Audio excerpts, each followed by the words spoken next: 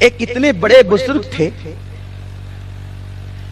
کہ وہ رات رات بھر عبادت کرتے تھے اور دن کو روزہ رکھتے تھے. ایک دن وہ اپنی ماں کے پاس آئے اور ماں سے کہا امی مجھے بہت یاد آتی ہے کہ میں کعبۃ اللہ کا طواف کروں.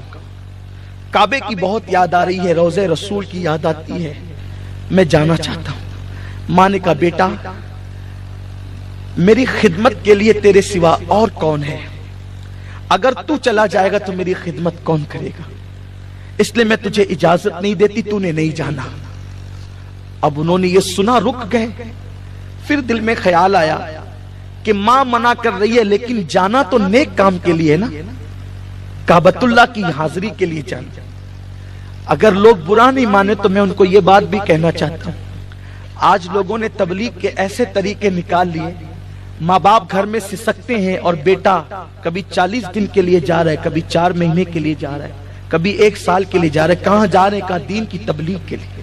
کہاں جانے کا؟ جنت کی تلاش میں. نادان جنت گھر میں اسے چھوڑ کر جنت کی تلاش میں جا. افسوس ہے لوگوں نے خدا جانے کس کس انداز سے گمراہ کرنے کی کوشش کی. تو عرض یہ کر رہا تھا کہ اس شخص نے سوچا کہ آخر نیک کام کے لیے تو جانا ہے, اور وہ بھی کعبۃ اللہ کی زیارت کے لیے. کعبے پہ پہلی نظر پڑے تو دعائیں قبول ہوتی ہے.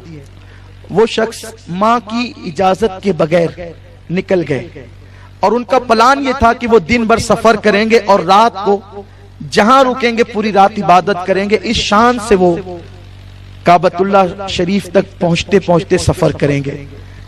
رات ہوئی, قریب کے گاؤں تک پہنچے تھے, مسجد میں داخل ہوئے, عبادت میں مصروف ہوئے.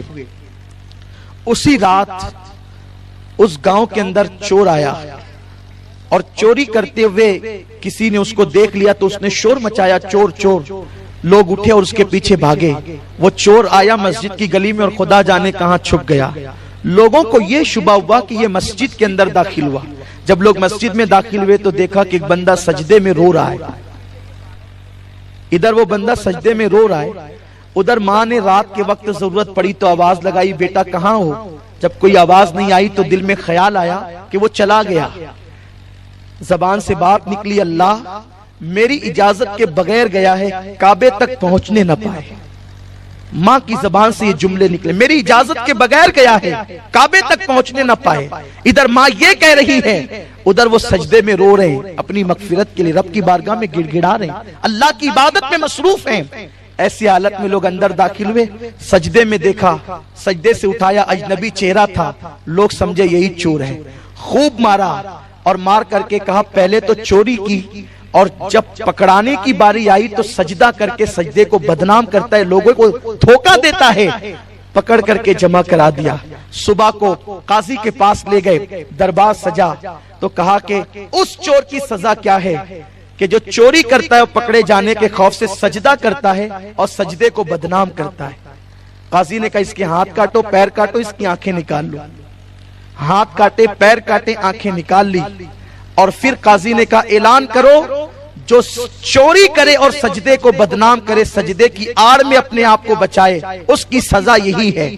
جیسے کسی شخص نے اعلان کیا لوگوں یہ اس چور کی سزا ہے جو چوری کرتا ہے اور پکڑے جانے پہ سجدے کو بدنام کرتا ہے, سجدے کی آڑ میں اپنے آپ کو بچانا چاہتا ہے, یہ اس کی سزا ہے. جب یہ اعلان کیا تو اس شخص نے روتے ہوئے کہا اے اللہ کے بندے یہ اعلان مت کر, یہ اس چور کی سزا ہے جو سجدے کی آڑ میں اپنے آپ کو بچاتا ہے, بلکہ یہ اس عمرہ کو جانے والے زائر کعبہ کی سزا ہے جو اپنی ماں کی اجازت کے بغیر کعبے کی زیارت کو جا رہا تھا.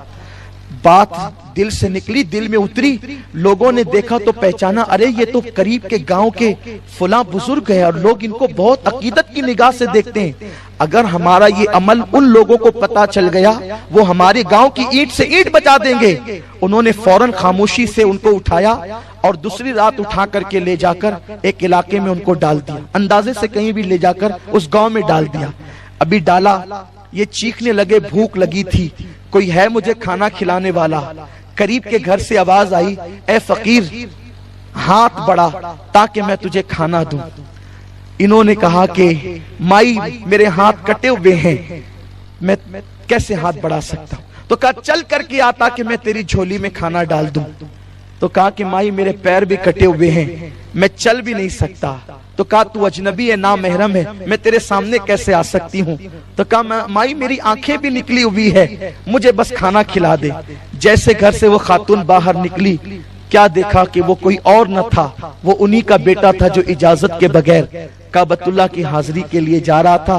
اور ماں کی زبان سے نکلا, میری اجازت کے بغیر گیا, کعبے تک پہنچنے نہ پائے.